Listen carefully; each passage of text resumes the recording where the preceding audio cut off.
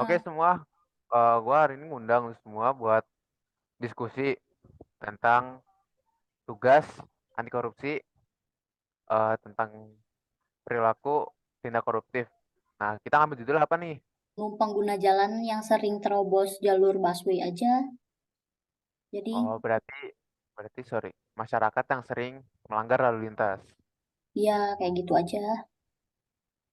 Oke, nih ada artikel nih. Ada yang punya artikelnya nggak? Lo boleh di share screen aja nggak apa-apa. Nah, oke. Jadi di artikel pertama ini tuh ada lokasinya di deket ini ya, kampus di Mampang, arah Kuningan. Pemotor terobos jalur busway. eh Biasanya sih ini ya orang-orang pada nerobos tuh jam-jam mereka pada berangkat kerja sama orang pulang kantor ya jam-jam sore lah maghrib gitu kan. Yang dimana kendaraan tuh volumenya padat, rame di sana. Coba ada bukti-buktinya nggak pada nerobos masuk jalur busway selain yang di foto yang digambar? Ada nih. Ini Iya. fotonya ngambil sendiri, Iya, Bella. iya, gua ambil Di mana? sendiri. Gua dari Mana? busway, dari itu beneran dari di Mampang. Ini di Mampang. Gampang. Ini jembatannya kagak pernah lihat. Arah ke itu sih, arah ke Blok M sih, Oh, oke. lewatin tendean.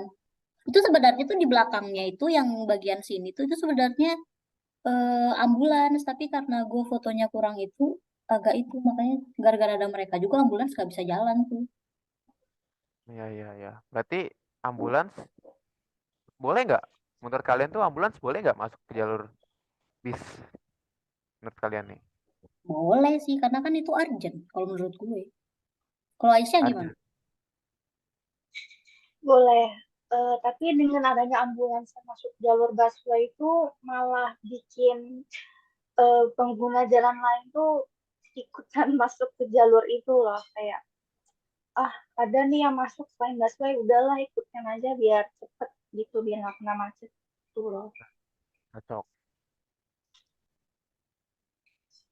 Tapi kalau menurut gue sih nggak boleh ya. Soalnya kan emang Transjakarta itu disediain emang buat, sorry, jalur Transjakarta emang disediain emang buat Transjakarta doang, buat bis doang. Ya ambulans Hmm. tetap lewat jalan biasa dengan cara mobil yang ada di situ tuh mereka minggir. Mereka mengasih jalan Hmm. yang lebih penting, lebih urgent, lebih membutuhkan. Ya ambulans, pemadam kebakaran, karena mereka lagi buru-buru pasti ya kan. Terus tadi juga nih siang gue sempet wawancara salah satu driver ojek online yang kebetulan lagi ngaso nih. Gue tanya kan siang-siang ngapain tuh siang-siang puasa ngaso. Gue tanya bla bla bla terus sambil gue udah izin buat ngerekam buat tugas kampus. Kak, saya mau nanya dong kak. Saya dari mahasiswa Universitas Paramadina mau wawancara abang nih selaku driver ojek online perihal tentang pelanggaran lalu lintas. Boleh kak? Boleh, boleh, Boleh, boleh. boleh. Nah, saya mau nanya nih kak, Oke. eh, pendapat kakak tentang orang yang suka melanggar lalu lintas. Gimana pendapat kakak? Oke, kalau pendapat saya, Ya, menurut saya, selaku ini nih, driver ojek online. oke, menurut saya eh, ada beberapa faktor sih, karena juga kita kan sebagai driver kadang mengejar waktu buat jemput customer, ya kan. Tapi menurut saya itu hal yang kurang cukup eh, tidak harus dilakukan lah oleh driver-driver dan masyarakat-masyarakat dalam lintas. Karena juga kan sebelumnya melanggar lalu lintas itu kan membahayakan juga kan. Iya. Itu sih. Ya. Kira-kira dari udah berapa lama nggak jadi driver? Kalau jadi driver, Iya. kira-kira udah dia 1 tahunan ini baru. Oh, di setahunan ini kira-kira pernah nggak ada kayak misalnya penumpang yang minta kakak buat melakukan tindakan koruptif seperti udah udah kak ikut aja masuk jalur grup bis biar lebih cepat menghindari macet gitu. Oh, Menurut kak gimana? Pernah nggak? kalau kalau dari apa ya, customernya itu nggak ada sih, karena biasanya customer itu ngikutin driver ya. Tapi saya juga kan memikirkan keselamatan saya, penumpang juga kan. Tapi beberapa kali saya melihat masyarakat ada yang melewati jalur busway, menerobos rel kereta. Itu sih yang menurut saya cukup disayangkan. Menurut kakak, kenapa mereka lebih memilih melakukan tindakan koruptif seperti menerobos palang kereta atau masuk jalur TJ? Oke. Ada beberapa faktor sih. Yang pertama, efisiensi waktunya juga kan. Waktu yang biasanya kalau kita ngelewatin jalur yang biasa itu kan pasti macet ya, rame.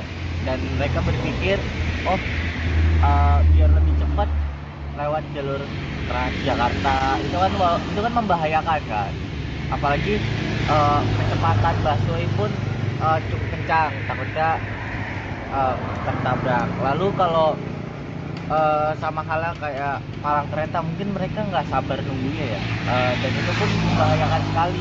Ada beberapa kejadian yang emang kecelakaan di jalur kereta. Pernah nggak nih misalnya ada orang yang masuk yang melanggar lalu lintas terus kakak ikut-ikutan karena alasannya memotong waktu gitu kak? Kalau dari saya sampai sekarang ya alhamdulillah belum sih, karena saya memikirkan keselamatan juga. Itu membahayakan, kan ada keluarga yang tunggu di rumah juga.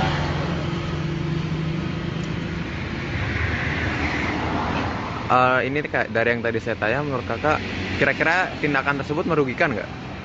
eh Merugikan sih bagi diri sendiri, bagi lingkungan sekitar, bagi masyarakat yang lain juga. Karena kenapa merugikan masyarakat yang lainnya, terutama ya pengguna lalu lintas juga. Apalagi kalau kita melewati jalur Transjakarta, otomatis Transjakarta itu nggak bisa mengantar penumpang lebih efisien, waktunya lebih cepat, karena kan harus nunggu ada yang motor di jalurnya gitu loh. Itu dari saya. Berarti menurut kakak apa ini yang harus diubah dari masyarakat nih agar tidak melanggar lalu lintas lagi? eh Pertama, kesadaran diri dari masyarakatnya itu sendiri, karena bagaimanapun walaupun kita udah bikin, pemerintah udah membuat peraturan, tapi masyarakatnya tidak sadar akan tindakan yang dia lakukan. Itu menurut saya percuma sih. Yang jadi mungkin bisa lebih ditertibkan kembali. Jadi di setiap jalur Transjakarta itu ada penjaganya, agar melarang pengguna-pengguna lalu lintas itu tidak boleh masuk di jalur Transjakarta. Terus juga di palang-palang kereta itu lebih dijaga ketat, karena itu bahaya sekali sih. Itu sih. Bahaya buat penumpang sama driver ya? Ya, dan ya pengguna lalu lintas yang lain lah. Oh ya kak, saya mau ini lagi kak, minta pesan dan saran buat driver-driver atau orang-orang masyarakat di luar sana agar lebih berhati-hati dalam berkendara dan tidak melanggar lalu lintas lagi kak. Oke.